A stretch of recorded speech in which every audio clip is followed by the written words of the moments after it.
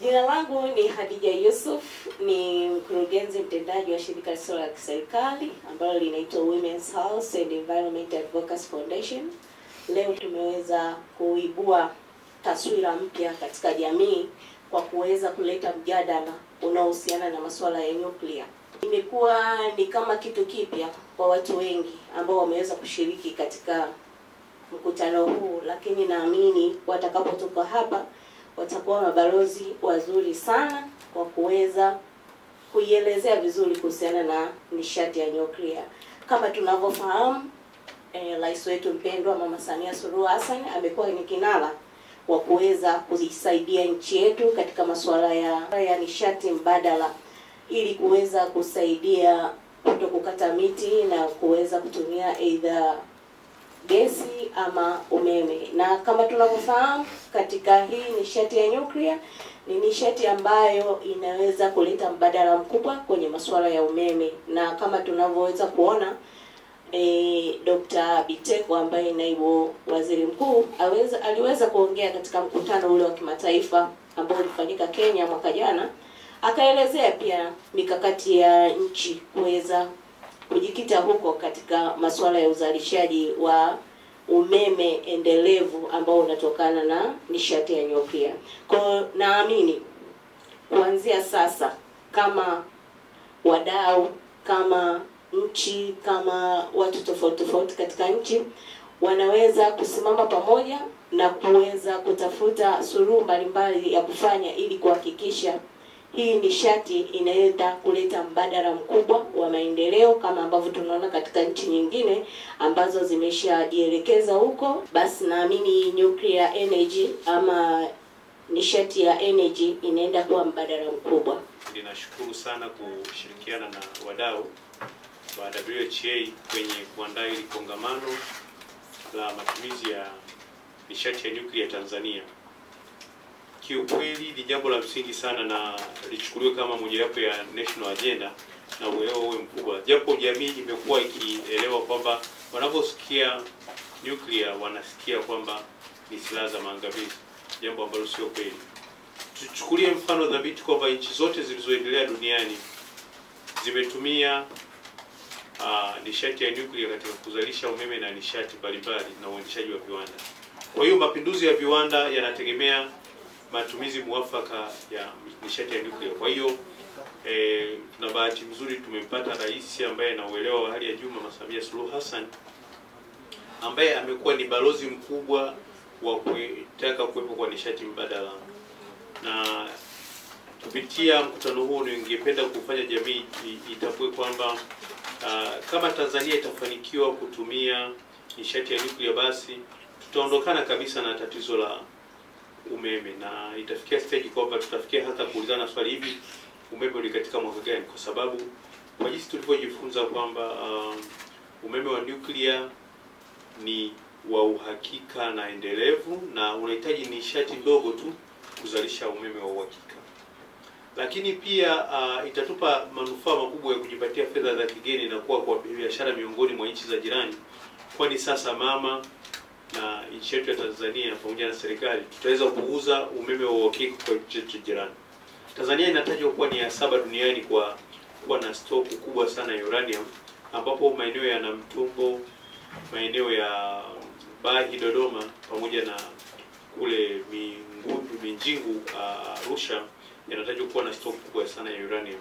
Kwa hiyo ni muda mwafaka sasa tuwe na tahadhari kubwa na wadau mbalimbali wajikite katika uwekezaji mkubwa wa kutengeneza vinu vya nishati ya uranium, ambayo sasa itaifanya Tanzania iwe kitivo cha uchumi na itakuwa ni chanzo cha ajira na uwekezaji mkubwa miongoni mwa nchi ya Afrika. Kwa hiyo utumiaji wa nishati hii ndio jambo pekee ambalo linaifanya kwa Tanzania ni nchi tajiri miongoni mwa nchi nyingine barani Afrika. Naitwa Masasila Kadoke, katibu wa chama cha mazingira na ufugaji tija Tanzania. Awali ya yote natoa pongezi sana kwa taasisi hii ya WHA kwa semina hii nzuri ambayo inaendelea nayo nchini kwetu. Tupende kujivunia kwamba kwa kufuata maelezo ya serikali yetu, lakini pamoja na kupongeza sana Mheshimiwa Rais ambaye ameleta ajenda ya matumizi ya nishati safi na hapa Tanzania inaendelea kunemeka kupitia weledi wake mkubwa ambao anaendelea nao ndani ya taifa letu. Anaelekeza kwamba tuwe na nishati mbadala. Sasa tusitumie ni masuala ya nishati, masuala ya kuni, tusitumie mkaa, ili sasa tuendelee kuwa na nishati endelevu.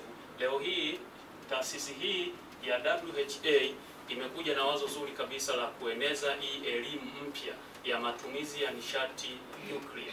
Nishati ya nyuklia binafsi nimeipenda sana, na naamini taifa letu kama litakubali kupitia viongozi wetu na serikali yetu ikiliunga mkono na kuendelea kutumia, tutaendelea kutumia nishati safi ambayo itakuwa na umeme endelevu ambao utakuwa wa uhakika kuliko kuwa na umeme ambao tumezoea kuwa unakatika. Mimi nichukue rai hii kuwaomba Watanzania wote tuendelee kujifunza na tuendelee kuunga mkono juhudi juu ya utumiaji wa nishati hii ya nyuklia, kwa sababu nishati ya nyuklia moja ni nishati ambayo ni gharama kweli, lakini ukishafanikisha kuitekeleza ni nishati ambayo itatusaidia kupata nishati ya uhakika ambayo itatusaidia katika kutumia katika mazoezi yetu ya kila siku. Kwa hiyo nichukue nafasi hii kuwapongeza sana, lakini pia niombe sasa kwamba tuendelee kuhamasishana wao tulioshiriki kikao hiki, tukaendelee kwa mabalozi kuendelea kutoa elimu hii kadri tunavyoenda, ili tuwe na elimu endelevu wa Tanzania wote na wajifunze juu ya matumizi ya hii nishati mbadala ya nyuklia. Asanteni sana. Naitwa Latifa Juma, ni member wa WHA Foundation.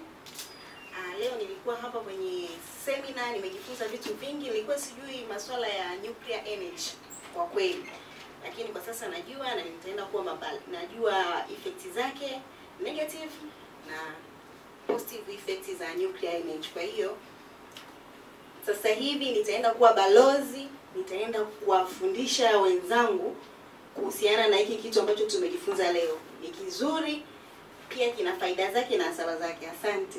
Farida Adam Rajabu, mkurugenzi mtendaji wa shirika lisilo la serikali Global Development Friends and Builders GDFB. Kama advocate mzuri wa mazingira, nimefurahi kwanza kwa kupata elimu hii, yaani ya kuona kwanza mchakato wa kutoa elimu kwa wananchi, kwa wadau kuhusiana na nuclear power umeanza kwenye nchi yetu, na kwa hali ambayo ipo inaonekana kwamba uelewa uko chini sana.